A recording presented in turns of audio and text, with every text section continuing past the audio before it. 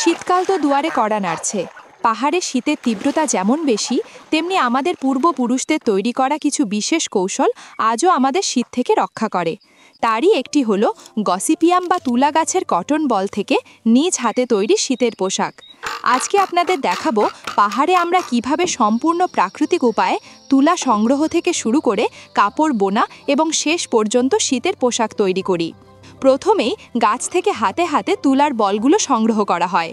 পর্বতের আলোর মতো সাদা তুলার বলগুলো আমরা বিশেষ এক পাহাড়ি যন্ত্রের সাহায্যে বল থেকে আলাদা করি। এই যন্ত্রটি তুলার ভেতরের বীজ ও শক্ত অংশগুলো আলতো করে ছাড়িয়ে দেয়, ফলে তুলা নরম ও পরিষ্কার হয়ে আসে। এরপর আসে তুলা পেঁচানোর ধাপ। একটি চিকুন কাঠের সাহায্যে তুলাগুলোকে গোল করে পাকানো হয়। এভাবে ছোট ছোট তুলার পাক বানিয়ে নেওয়া হয়।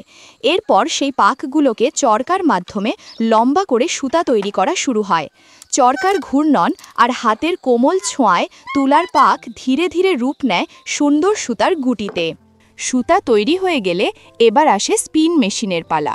স্পিন মেশিন সুতাগুলোকে আরও মসৃণ ও শক্ত করে লম্বা লম্বা গুটিতে পরিণত করে। তারপর এই সমস্ত গুটি বোনা হয় বিশেষ ধরনের তাঁত মেশিনে। এই তাঁত মেশিনেই আস্তে আস্তে তৈরি হতে থাকে আমাদের শীতের পোশাকের কাপড়। এভাবে অনেক দিনের পরিশ্রম ও যত্নে তৈরি হয় আমাদের পাহাড়ি শীতের পোশাক, উষ্ণ, আরামদায়ক এবং পুরোপুরি হাতে বানানো।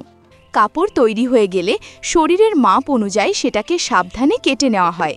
এরপর আগেই জমিয়ে রাখা নরম পশমি তুলা কাপড়ের ভেতরে ভরে দিলে পোশাকটি আরও উষ্ণ হয়ে ওঠে। সবশেষে সেলাই মেশিনের সাহায্যে সুন্দরভাবে সেলাই করা হয় পুরো পোশাকটি। আপনাদের ভালো লেগে থাকলে অবশ্যই চ্যানেলটি সাবস্ক্রাইব করে পাশে থাকবেন।